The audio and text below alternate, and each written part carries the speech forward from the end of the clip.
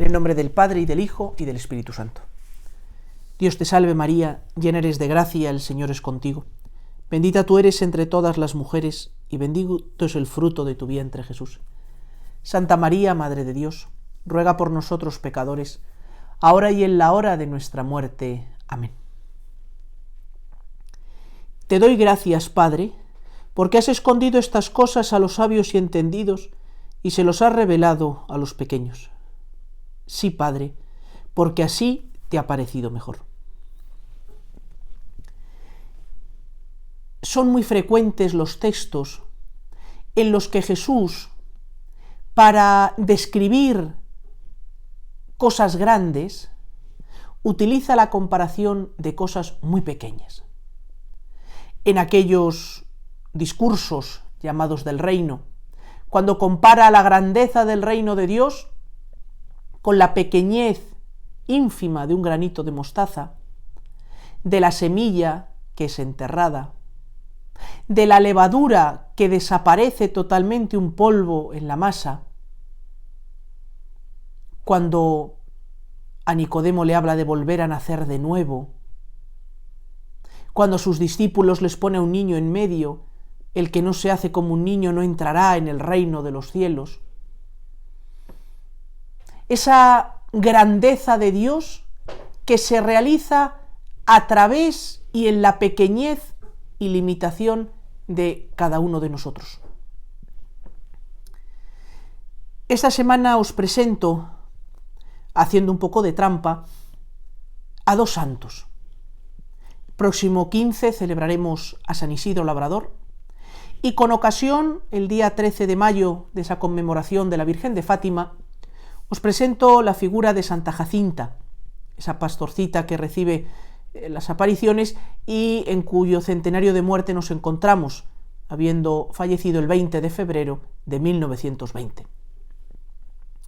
Al contemplar estas figuras de Santa Jacinta, de San Isidro, nos encontramos quizá con una actualización de aquel pasaje del Evangelio situado en esa ciudad entrañable de Betania, donde Marta servía y donde María escuchaba al Maestro. Muchas veces he escuchado comentarios: yo soy más Marta, yo soy más María. No se trata de una elección. No se trata de que haya cristianos que tengan que ser Marta o cristianos que tengan que ser María, sino que son dos caras complementarias de la misma existencia cristiana. Porque la existencia cristiana precisa de Marta y precisa de María. Jacinta Marto nace en 1910 en aquel pueblecito, ahora cercano a Fátima, entonces en aquel campo, Aljustrel. Y obviamente la vida de Jacinta queda marcada por esas apariciones de mayo a octubre de 1917.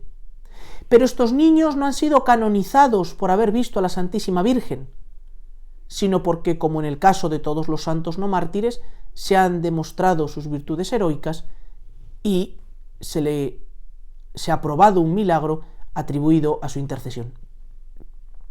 Por eso, no nos detengamos solo en que Jacinta ha visto a la Virgen, sino detengámonos en la vida de Jacinta.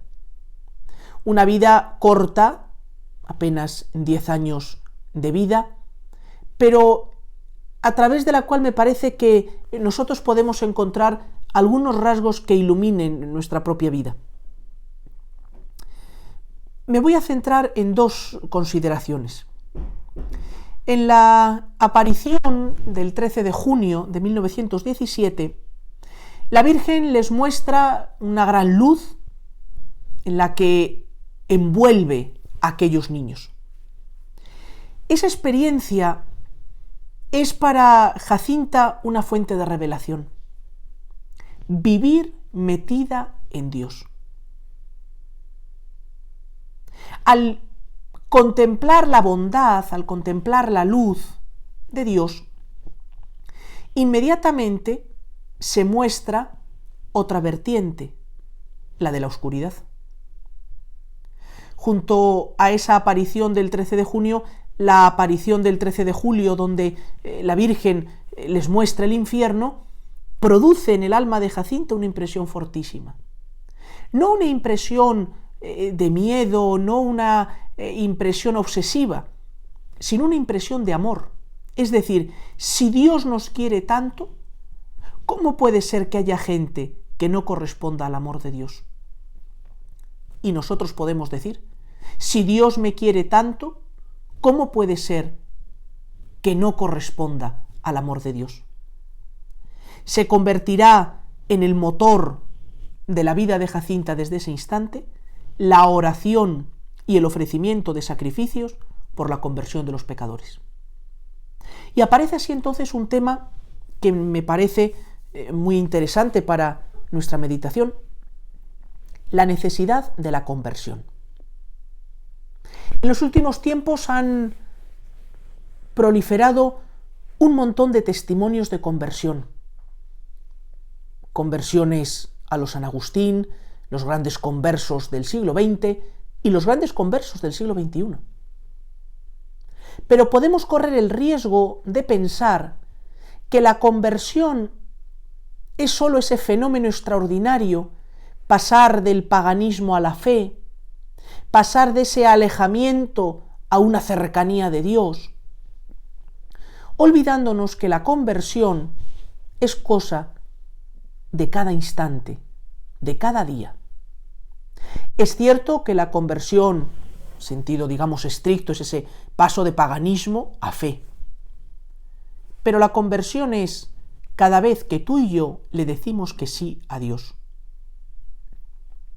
La conversión es cada vez que nosotros nos dejamos tocar por Dios y responder afirmativamente a sus requerimientos. La conversión es volver los ojos a Dios. Con palabras de San Agustín, convertirse es dar la espalda a Dios, dar la espalda al pecado, al demonio, para volver nuestra mirada a Dios. Esa es la auténtica conversión. Y por eso hay un primer momento, que quizá para muchos de nosotros fue el bautismo, que quizá para muchos de nosotros pudo ser la confirmación, donde nos tomamos en serio nuestra fe, la primera comunión. Pero eso no excluye que a lo largo de nuestra vida necesitemos volver muchas veces a Dios. A veces porque nos alejemos de Él por el pecado mortal, y la mayoría de las veces porque el pecado venial va erosionando nuestra relación con Dios.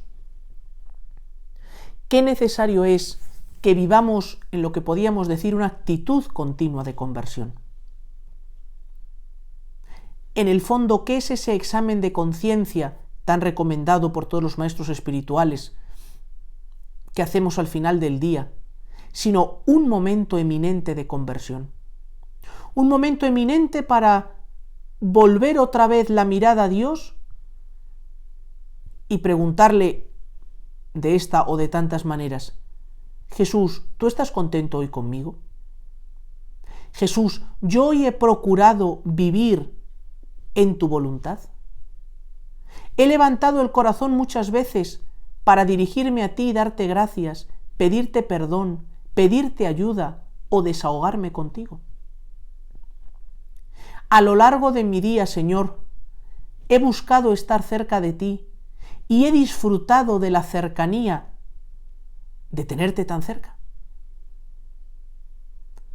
Rezar por la conversión de los pecadores es, en primer lugar, caer en la cuenta de que yo necesito una conversión. Dejar que la luz de Dios ilumine mi alma y muestre de esa manera los ámbitos, con lenguaje bíblico, de oscuridad y muerte en los que se encuentra mi alma. Porque hay ámbitos de nuestra vida que a lo mejor todavía no le hemos entregado a Dios, o ámbitos de nuestra vida en el que no le hemos dejado entrar. Cómo nos divertimos, el uso de la tecnología, el uso del dinero, mis relaciones, tantos ámbitos en los que todavía queda un espacio para que seamos más de Jesús. Ese es el gran deseo de Jacinta, que todos los hombres conozcan el amor de Dios, en primer lugar cada uno de nosotros. Vivir del amor de Dios y vivir para el amor de Dios, convirtiéndonos de esta manera en apóstoles del amor de Dios. En la aparición del 13 de junio, en ese momento de luz donde Francisco y Jacinta entienden que van a morir jóvenes y donde se anuncia que Lucía va a quedar durante un tiempo más largo en la tierra, Lucía le pregunta a la Santísima Virgen: ¿y yo me voy a quedar aquí sola? Y la Virgen le dirige unas palabras que serán desde luego consuelo para ella, lo dirá hasta el final ya Carmelita descalza en el monasterio de Coimbra, que se pueden aplicar, por supuesto, a Jacinta, y ojalá que también sean para nosotros bálsamo y consuelo.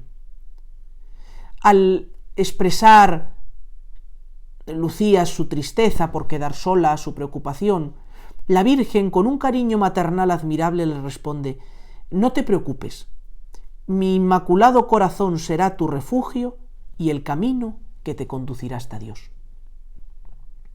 Junto con ese deseo de conversión de los pecadores, la vida de Santa Jacinta está marcada, desde ese instante, por su devoción al Inmaculado Corazón. ¿Qué encontramos en el corazón de María? Y además, tan oportuno en este mes de mayo.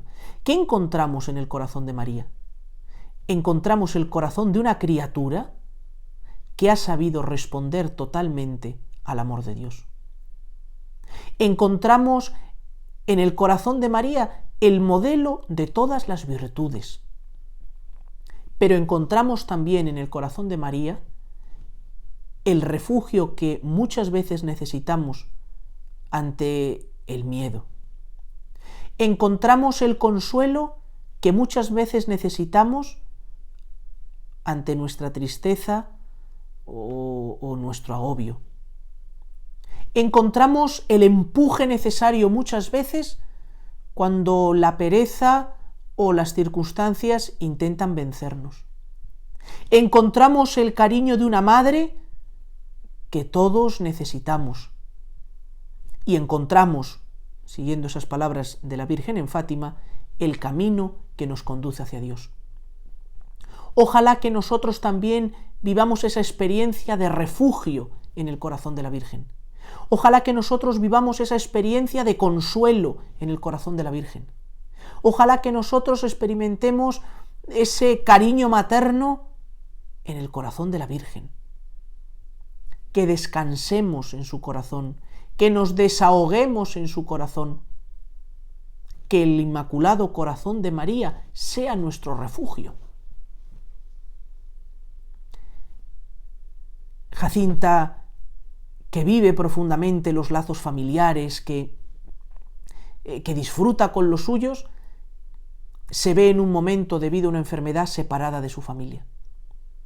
Y le confiará a su prima Lucía: lo que más miedo me da es morir sola. Vuelve a su casa, pero tiene que volver al hospital, esta vez en Lisboa, y sabe que ya no va a volver. Y le dice, al despedirse de su prima, que le ha ofrecido a la Virgen el morir sola. Ya no tengo miedo. Y en una aparición que tiene Jacinta en el hospital, la Virgen le dirá que no tenga miedo porque ella vendrá a buscarla. Jacinta le ha ofrecido a María lo poco que tiene, su miedo. Jacinta le ha ofrecido a la Virgen lo poco que es la limitación de su enfermedad. Pero Dios, que no se deja ganar en generosidad, le asegura: a través de la Virgen yo vendré a buscarte. Efectivamente siempre está acompañada, y aquella noche del 20 de febrero, un cambio de turno, una enfermera que no llega. Cuando llega la enfermera, Jacinta ha marchado al cielo. La Virgen ha cumplido su promesa y viene a buscarla. También nosotros le podemos ofrecer a Dios lo poco y lo pequeño que tenemos, Porque cuando nos abandonamos, cuando somos capaces de abandonar en manos de nuestro Padre del Cielo nuestros agobios y nuestras preocupaciones, Dios no se deja ganar en generosidad. Pero nos cuesta. Aquellas palabras que aparecen en los relatos de vocación de los apóstoles, dejándolo todo, lo siguieron, las atribuimos normalmente a las cuestiones materiales, pues dejaron las barcas, las redes, dejaron a su padre, dejaron su pueblo, sobre todo dejaron su voluntad en manos de Dios. Sobre todo fueron capaces de abandonar el destino de su vida en manos de Jesucristo. Todos nosotros tenemos muchas cosas en nuestra mochila, muchas cosas en nuestro corazón, muchas cosas en nuestra cabeza. Hagamos un acto de abandono en Dios. Junto a este espíritu de conversión, junto a este espíritu de vivir metidos en el corazón de María, simbolizando toda esa vida de unión con Dios, toda esa vida, podríamos decir, interior, esa vida contemplativa, junto a ello aparece esta semana la figura de San Isidro Labrador. El 12 de marzo de 1622 fue un día grande para la Iglesia.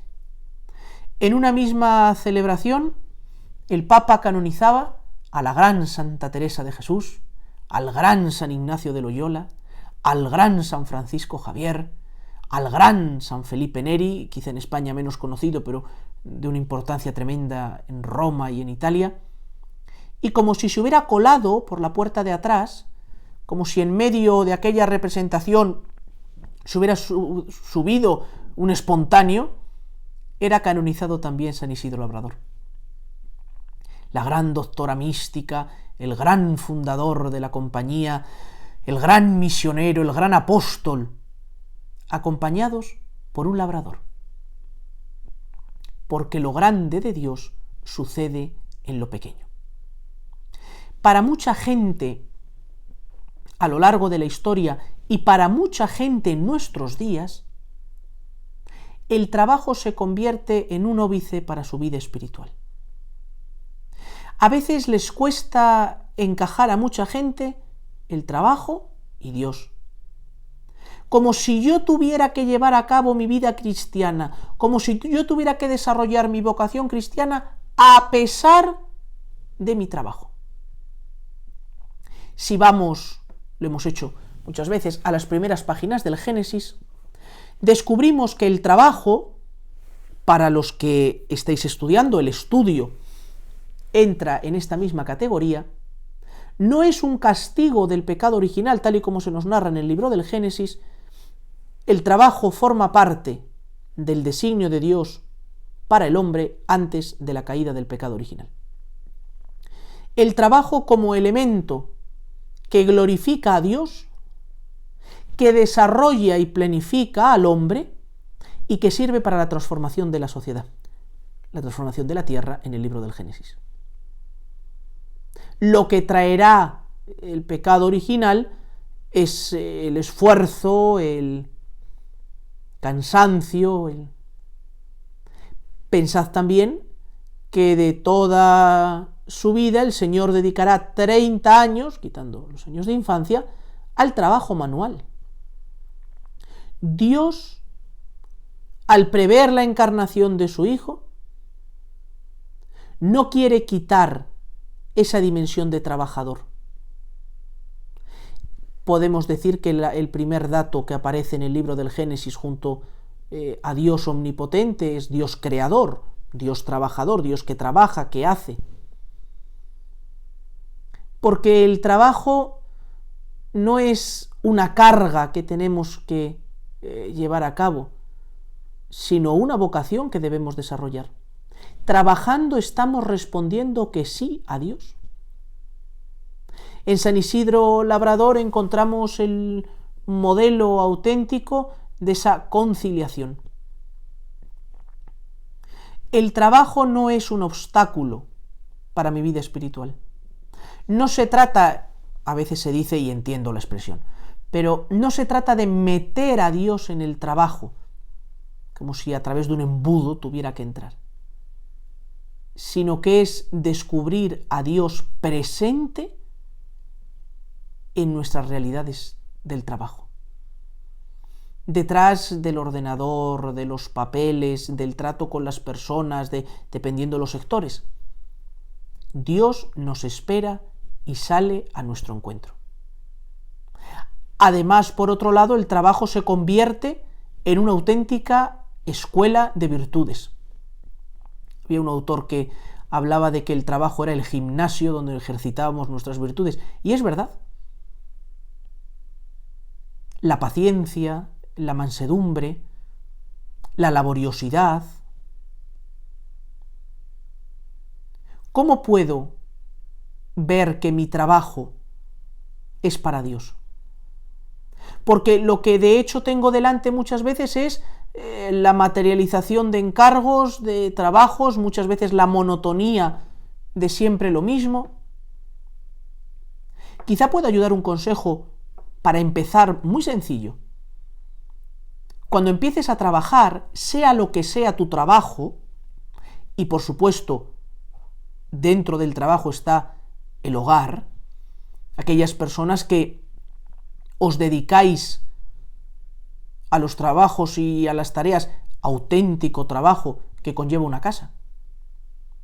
Al empezar, insisto, sea cual sea el trabajo, hacer como el torero hace cuando sale a la plaza. Lo primero, brindar el toro al palco.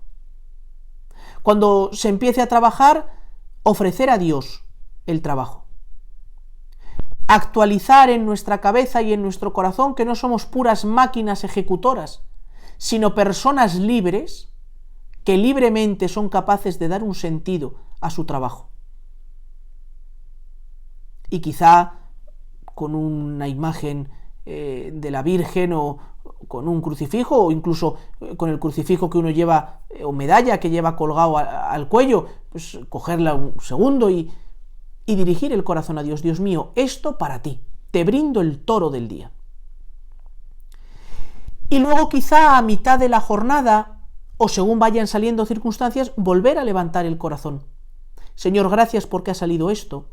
Señor, ayúdame a desmarañar todo esto que no lo veo.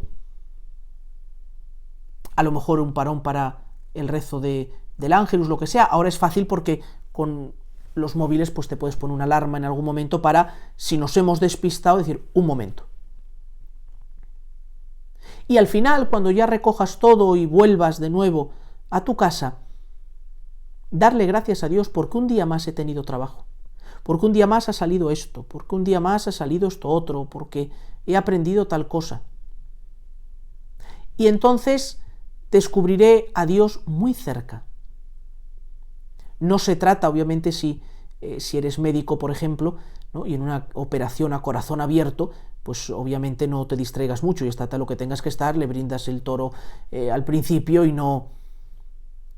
Pero uno descubre que cuando coge ese hábito de trabajar para Dios, cuando coge ese hábito de tomar conciencia de que su trabajo es más de lo que ve y de lo que hace, genera un estilo de trabajo.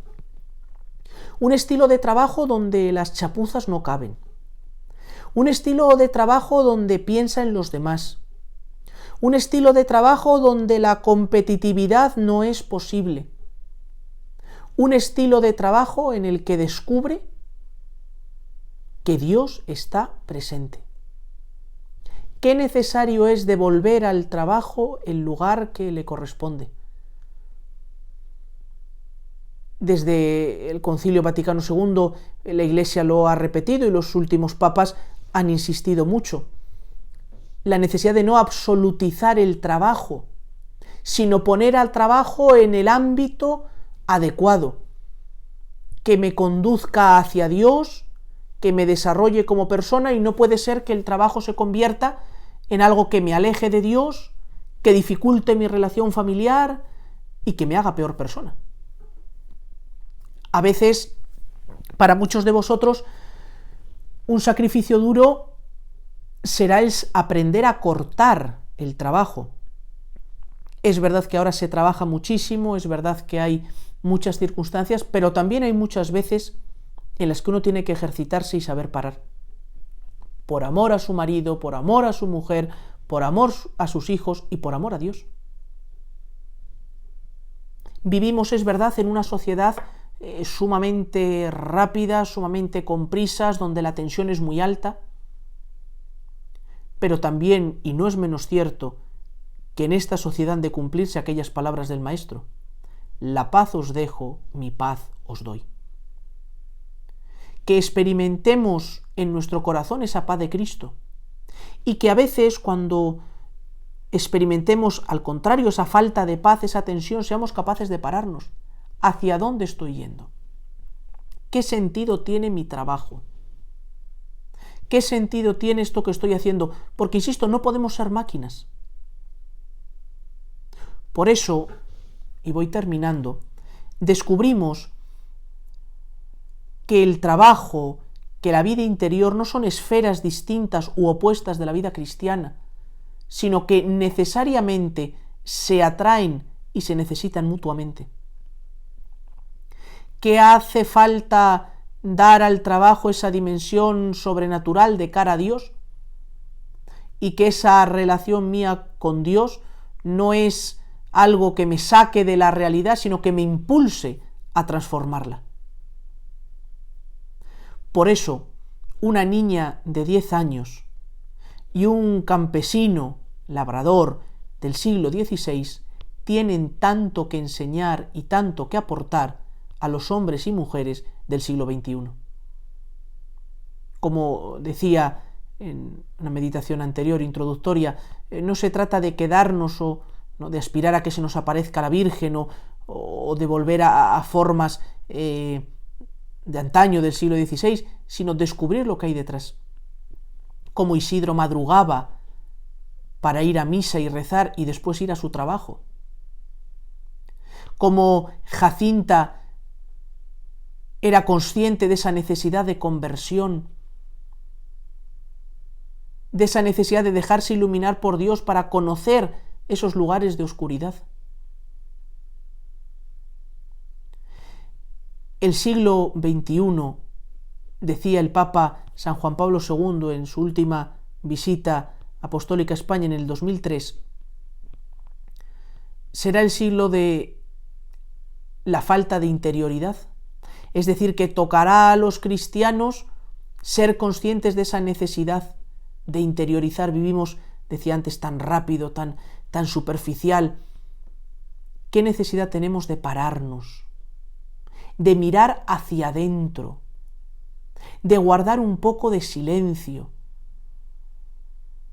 En la vida de Isidro, en la vida de Jacinta, el silencio tiene una importancia capital como lugar en el que Dios se manifiesta, como lugar en el que podemos escuchar a Dios para darle nuestra respuesta. Se generarán envidias, aquellas acusaciones, por supuesto, contra Jacinta, contra Isidro que se le acusa. También nosotros a veces podemos encontrar dificultades, pero mi inmaculado corazón será tu refugio. Ojalá que con nuestro ejemplo y en medio de nuestros colegas de profesión les enseñemos que hay un modo distinto de trabajar. Ahora todo el mundo de la consultoría, de la banca, a veces profesiones que se viven de un modo agresivo. Habrá que ver cómo se vive cada uno. El campo de la humanización de la medicina tan importante, y lo hemos visto en estos días. El volver a dar al magisterio la importancia que tiene. No solo los profesores como transmisores de conocimiento, sino como auténticos maestros de vida. Devolver a las tareas del hogar la importancia que tienen. El ser conscientes todos nosotros de la necesidad que tenemos de estar muy cerca de Dios para estar muy cerca de los hombres. Y cómo no hemos de pensar que hemos de santificarnos a pesar del trabajo, sino de santificarnos en medio de nuestro trabajo.